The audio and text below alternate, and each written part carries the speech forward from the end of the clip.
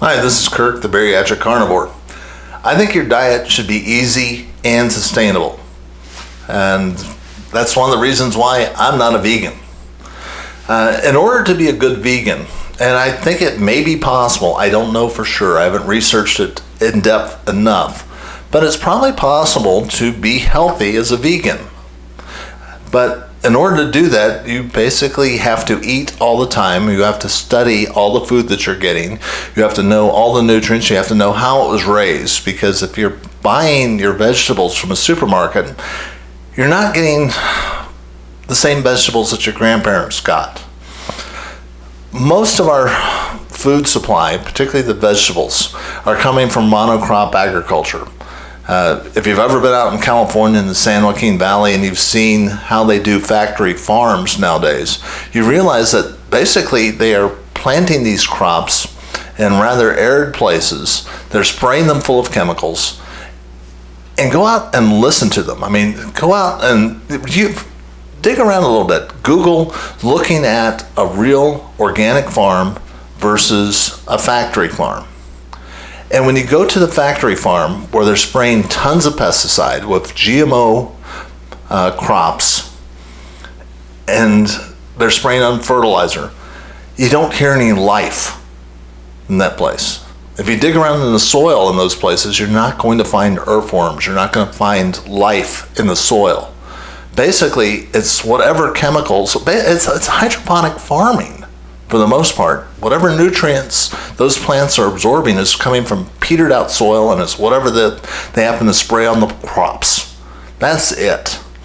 So if you want to be a real good vegan, you've got to find really expensive organic produce, and you have to know the source of it. You have to combine proteins from plant sources in a very specific way that I don't understand, and I don't want to understand because it's just too darn complicated. But, you know, they tell me it can be done. I guess it can. But to me, that's complicated. Plus, you have to eat 6 or more times a day in order to give yourself the nutrients you need. And I can't do that as a bariatric patient. As somebody who's had the surgery, I don't have the stomach capacity to be able to eat enough constantly to be able to do what they do. Plus, you have a tendency to fart a lot. And frankly, I'm glad to not eat carbs and not have gas anymore. It's a big plus to me. One of the advantages of being a carnivore is it's simple. All I have to do is just concentrate on getting as much beef, butter, bacon, and eggs that I can eat every day, and I'm nourished. I don't have to worry about combining proteins.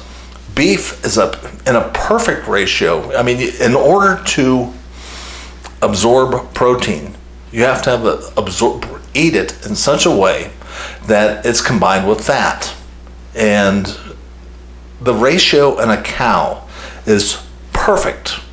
Just the right blend of the amount of fat to protein to make it absorbable.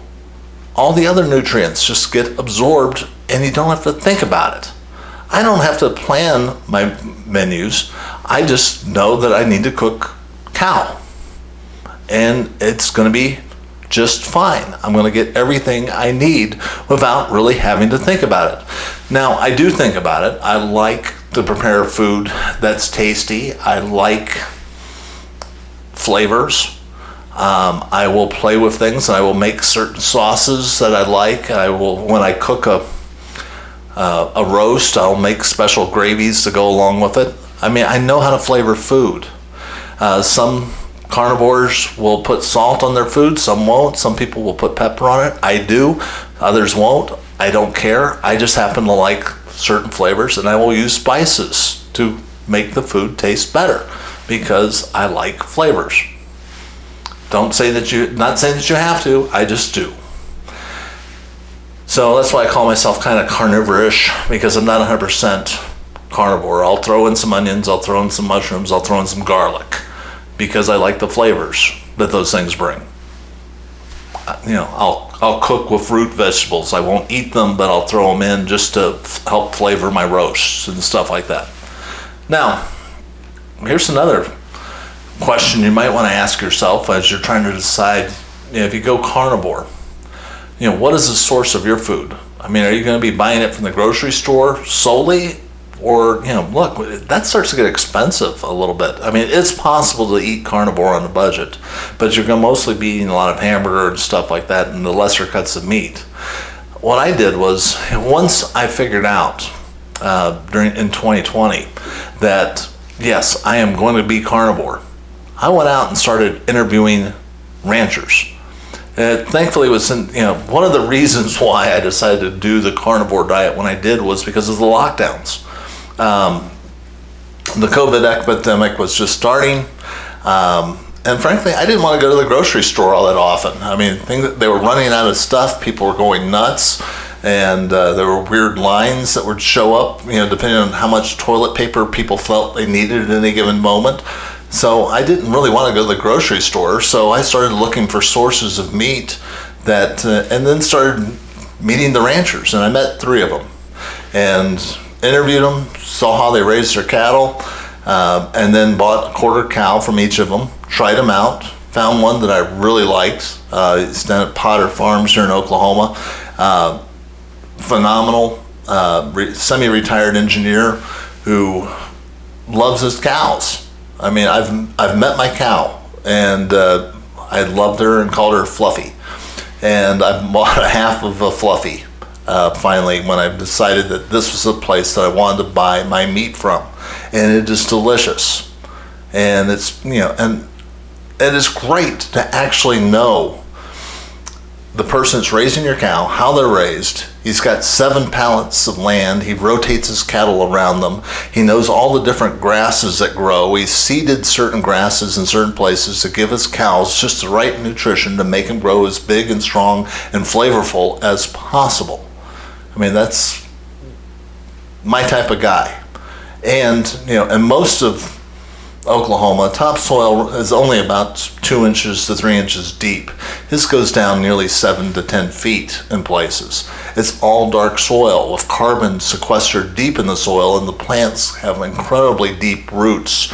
And it's a nice, sustainable operation that produces fantastic quality meat. And it's all grass-fed, grass-finished. He doesn't give them hormones, and he doesn't even vaccinate them. They are just fantastic, and it's slaughtered at a very nice, I've met the people there too that do the butchering, and they butcher it exactly the way I like it.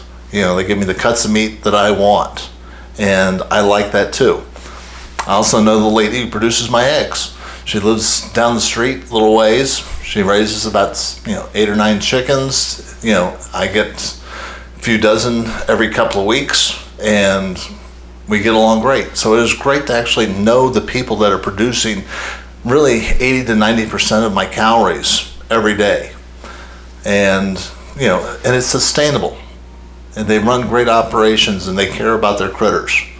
And it's not the be-all and end-all at the end of the day, but it's kind of nice to know that, what you're doing is actually good for the environment, good for the critters, and delicious. The pastured eggs. These are free-range chickens who are allowed to eat bugs and all that other stuff, and the eggs are just so much better than anything you can get at a grocery store. So, anyway, that's what we're doing.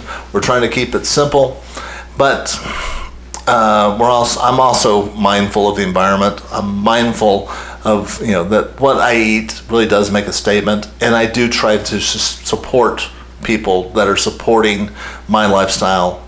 And frankly, what's peculiar is that when you really add it up and you look at the cost of eating by eating at the supermarket, by compare that to just buying directly from the ranchers and the egg producers, the costs come down.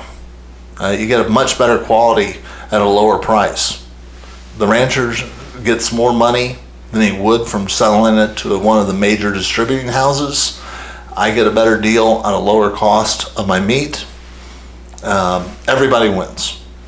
So hopefully that comes in handy. Try to keep it simple. Yeah. What about you? I mean, have you started buying your meat directly from the rancher? Do you know who produces your food? Do you want to know? Is it even possible? But yeah, think about buying a freezer, buying a quarter, half a cow. It will change your life in a good way, and you'll really enjoy it. And it's great to know the people that produce your food. This is Kirk, the Bariatric Carnivore. If you like this video, please hit the like button. If you want to subscribe to this channel, find out more about how to live sustainably, healthily, and in a carnivore lifestyle, even after bariatric surgery, click on the subscribe button. More videos coming out every single day.